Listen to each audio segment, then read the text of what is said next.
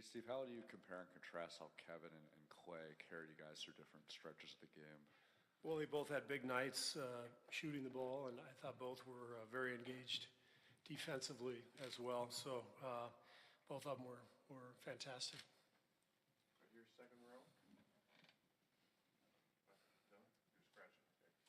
Okay. Here,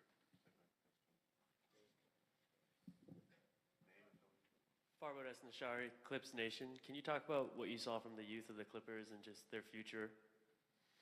I thought the Clippers were fantastic today. Their effort and their energy, they were attacking us all over the floor defensively. I didn't think we fully engaged in the game till they kind of took it to us in that third quarter, took the lead.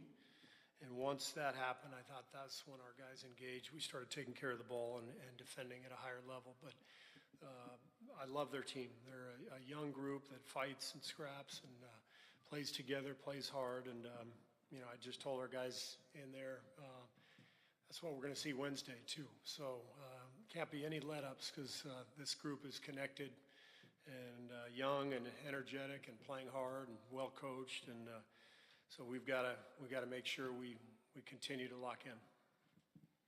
Coach Kerr right here. TPJ of Hoops and Brews. Steph started out 0-6 from the field and 1-5 from 3. When he gets a rough start like that, is it more so about trying to get him going early or just letting everybody continue to play within the flow of the offense?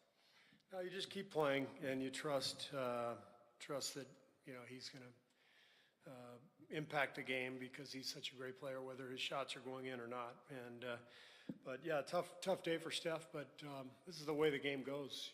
Guys sometimes have a huge night, sometimes they struggle. But the great players like Steph, Kevin, Clay, they bounce back pretty quickly from tough shooting nights. So that's what I would expect on Wednesday.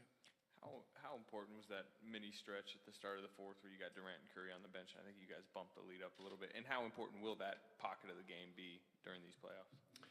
Yeah, I mean, we're mixing and matching a little bit, and we had to change our rotation because of Steph's early foul trouble. But the third quarter, we were able to keep a pretty regular rotation out there. And as I said, I thought the last part of the third and the early fourth were really important moments for us in the game. So, the guys who came in to start that fourth did an excellent job executing. We got some good buckets and some stops and kept the game going for us. Wes Goldberg with the step back, Coach. Shea Gilgeous-Alexander, who's compared by some people to Sean Livingston or even Andre Iguodala. What did you see from him tonight, and do you think those comparisons are appropriate? He's a really good young player. For a rookie to come in and attack with confidence the way he did, that shows you what he's about. So I thought he was great. He really hurt us, especially in that first half. And I thought we did a better job on him in the second half. But he's got a great future. Coach Ryan Gorsey, San Francisco Examiner. How big was Alfonso McKinney there in that little stretch there in the fourth quarter where he tipped that offensive rebound out to Steph and then got to tip in, I think, off a clay miss? Yeah, Zoe has been great, these first 4 games of the playoffs. He has the athleticism to not only hang in an NBA playoff game, but even to stand out in a playoff game. He gets a lot of offensive rebounds. He's good defensively. He's smart. And I thought he gave us huge minutes tonight. Steve, Nick Friedel, ESPN. You're right. You mentioned Steph's foul trouble. Why do you think that's been a problem for him these last couple of games? He just hasn't been focused. I don't know if you saw his shoes. You see his shoes? One shoe said no, and the other shoe said reach. So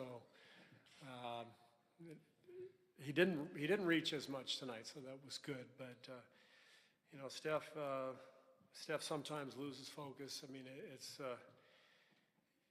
He's such a fascinating player because, the same thing that makes him, not hesitate to shoot a fadeaway 30-footer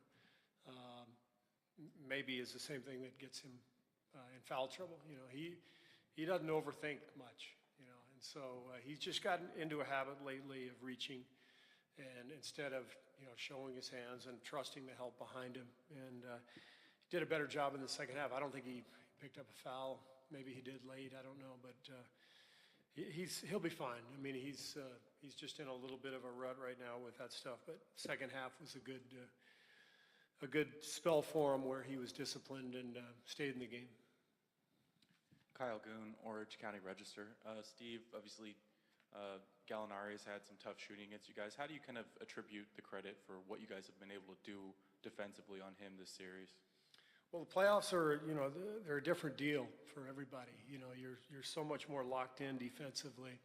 You can see what the Clippers are trying to take away with our three-point shooting, and that's what we're trying to do to them too. We're trying to take away, guys coming off screens, and we know what a huge factor and key Gallinari is for them. So we're doing our best to try to pressure him, stay in front of him, and challenge every shot, because when he has big games, the Clippers generally win, and so he's a real key for them. Hey, Steve, to follow on the note about Alfonso, going into the playoffs, what were you expecting he could give you, just knowing this is his first go-around, and what have you seen so far this This year? is exactly what I expected. The thing I love about Zoe is he's fearless. He's never shied away from a shot. He has scrapped and clawed to get to this point in his career. He's played everywhere, overseas and G League, and so he's making the most of his moment. And this is not surprising to me from a guy who's had to fight his way into a job. And as I said, I thought he really helped us tonight. Coach, Chris with the Fantasy Sports Cave. Can you talk about what you saw from Clay in the first half and what it means when he has a first half like that, what it does for your offense, along with Kevin Durant and Steph Curry? Well, when Clay gets going like that, it fuels the whole bench. You can see everybody jumping around. Everybody gets happy. We all love when Clay gets hot. It fuels our momentum, and it didn't surprise me at all. He kind of had a quiet first few games of the series, so it's only a matter of time till he broke out.